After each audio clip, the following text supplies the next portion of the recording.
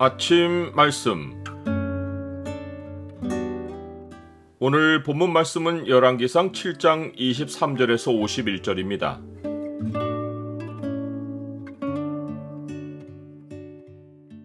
주가 흘리신 보혈이 마음과 몸을 씻어주셨다.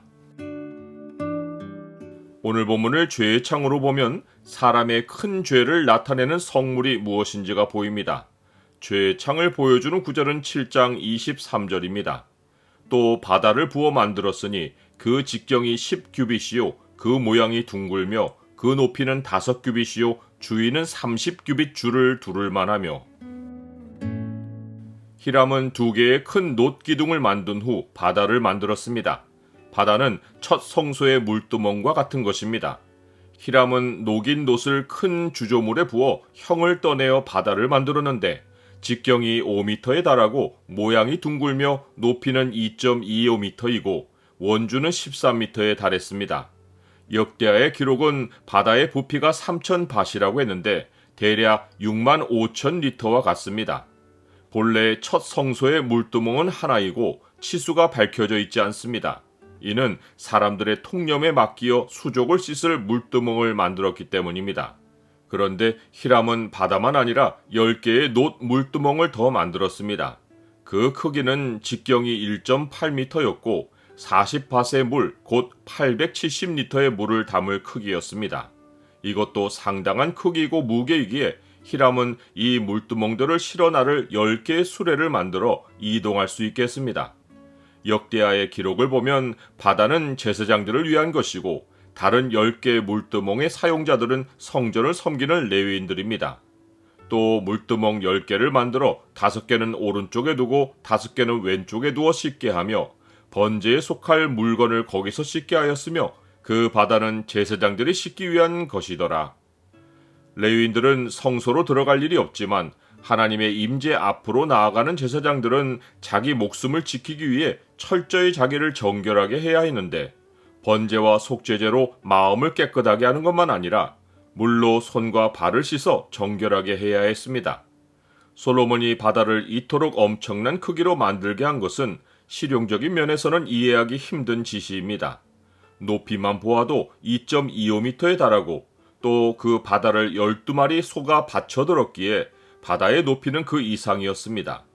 어떤 수단을 통해 바다 위에 이르렀는지는 기록되어 있지 않은데 층계가 아니고는 오를 수도 없고 또 물을 비워내고 새로 바꾸는 일도 불가능했습니다.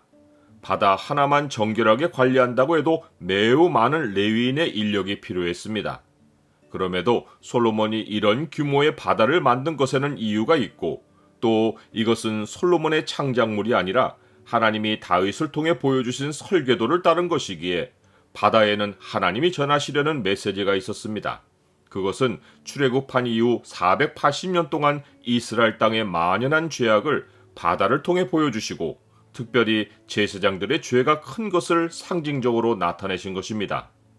하나님은 아브라함에게 가나안 땅을 주시고 이곳으로 이주하게 하셨고 이후 그의 자손이 애굽에 내려가서 객이되고 4대 만에 이 땅으로 돌아오리라고 하셨습니다.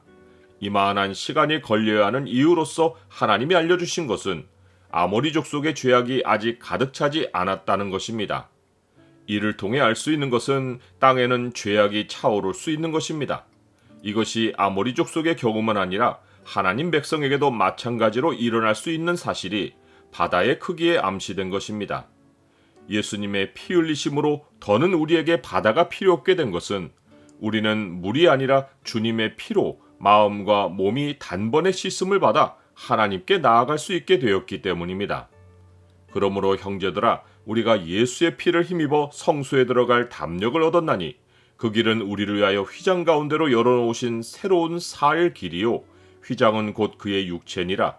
또 하나님의 집 다스리는 큰 제사장이 계심에 우리가 마음의 뿌림을 받아 악한 양심으로부터 벗어나고 몸은 맑은 물로 씻음을 받았으니 참마음과 온전한 믿음으로 하나님께 나아가자.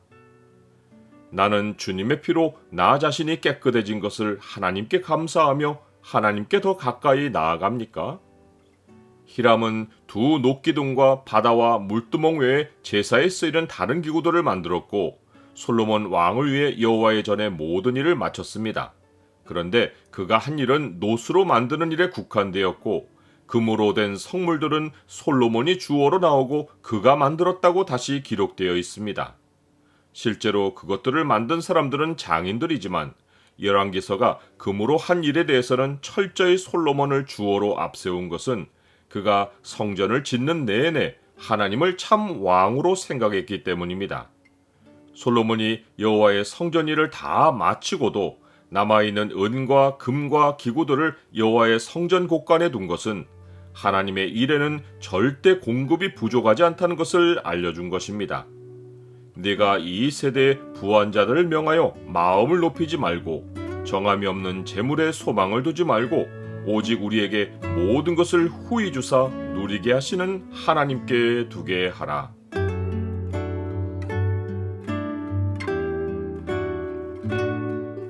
주님, 죄가 만연한 세상에서 살고 있지만 주가 흘리신 피로 마음과 몸을 씻어주셔서 정결한 인생으로 살게 해주시니 감사합니다. 몸이 깨끗하나 세상에서 어쩔 수 없이 더러워지는 발을 주의 피에 씻어 거룩함을 지켜가게 하옵소서. 예수 그리스도 이름으로 기도드립니다. 아멘.